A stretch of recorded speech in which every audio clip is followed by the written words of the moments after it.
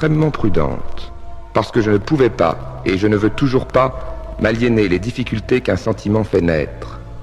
Je ne peux pas tomber dans ces pièges, parce que cela irait à contre-courant de ce que je projette et de ce que je fais. Au XVIIIe siècle, mes contacts avec celles de la cour sont toujours restés cachés. Je les obligeais à garder le secret en usant de cette chose extrêmement féminine, la coquetterie. En leur donnant mon produit, ou en leur faisant croire que je le leur donnais, c'était le plus souvent de l'eau distillée, en leur procurant des fards et des onguents efficaces, je les tenais à ma merci.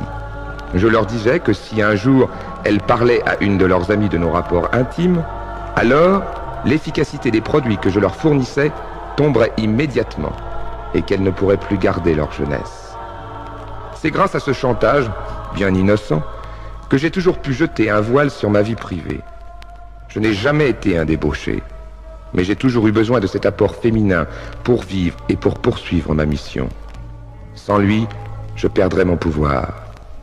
Aujourd'hui, je reste toujours auprès des mêmes femmes que j'ai connues dans mon passé. Le mariage m'était impossible au XVIIIe siècle. L'article 43 des Rose-Croix l'interdit. Aujourd'hui, comme je ne suis plus Rose-Croix, je ne suis plus astreint à cette règle.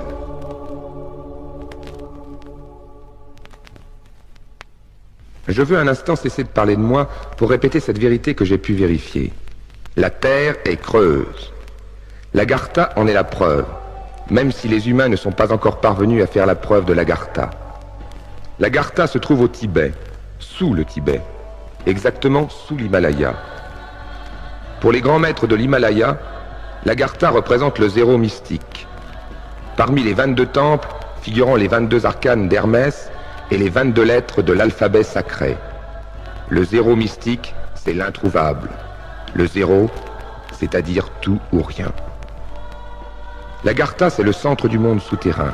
Le premier palier se trouve à 2400 mètres sous l'Himalaya. On y pénètre de la même façon que je pénètre dans ma base à Chartres.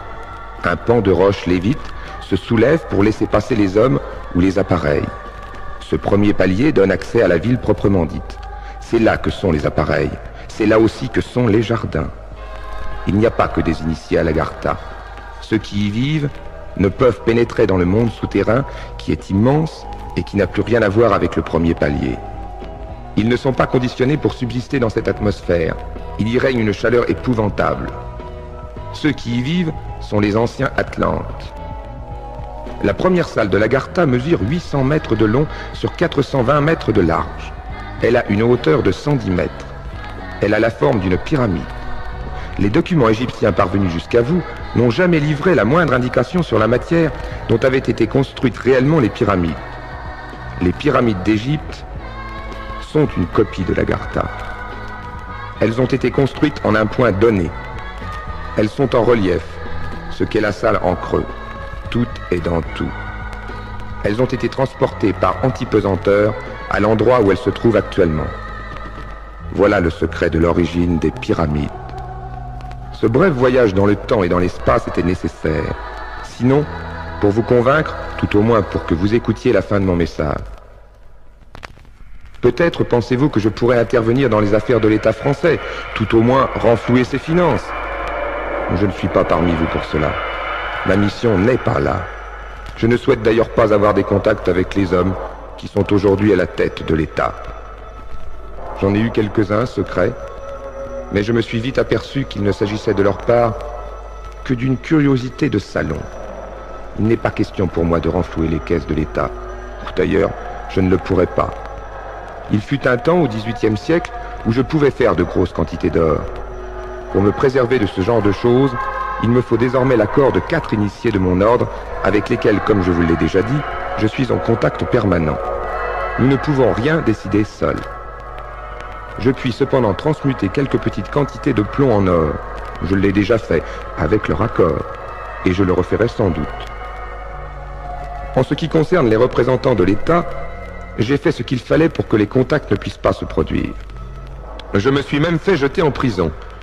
Au XVIIIe siècle, on m'a accusé de tout, d'avoir détourné 100 000 livres pour le compte de la Prusse, d'espionnage, que sais-je. J'ai fait de la prison en Angleterre, j'ai été arrêté en France. Vous voyez que j'ai, si j'ose dire, l'habitude. Il y a 11 années donc, je me suis fait arrêter sous un prétexte qui assurait l'impossibilité de créer de tels contacts officiels.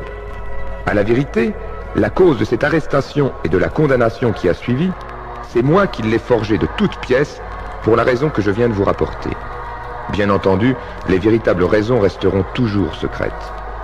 Mais désormais, je suis libre de vous dire pourquoi je suis parmi vous. Si j'ai décidé de prêter ma voix pour l'enregistrement de ce disque, c'est qu'il me fallait d'une seule fois toucher des millions d'entre vous. Parce que les temps sont venus où le dernier signe s'accomplira.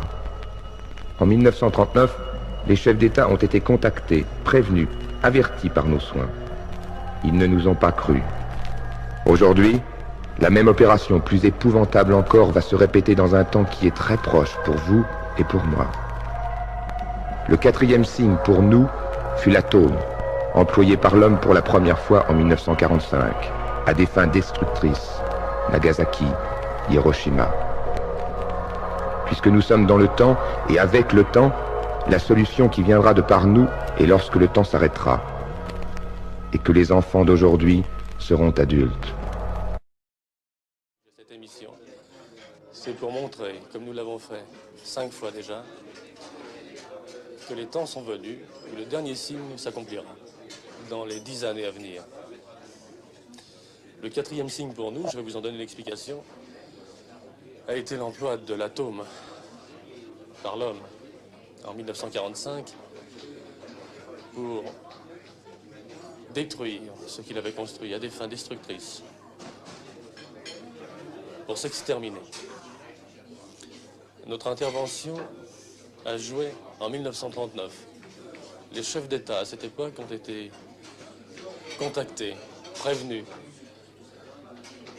avertis. Et aujourd'hui, la même opération,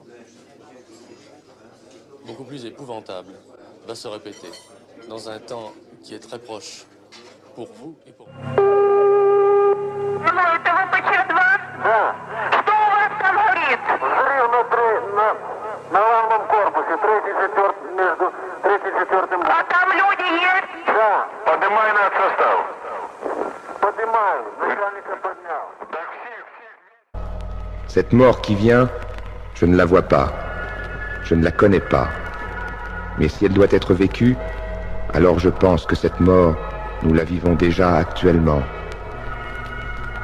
À ceux qui ont écouté mon message et qui m'ont reçu avec sincérité, à ceux qui m'approchent et me reçoivent, je peux dire encore cette chose, c'est qu'ils ne mourront pas tout à fait. L'esprit de leur matière ne sera pas perdu. Ils se retrouveront à l'Agartha. Tel est mon message. Très attentivement, à vous tous, Saint-Germain.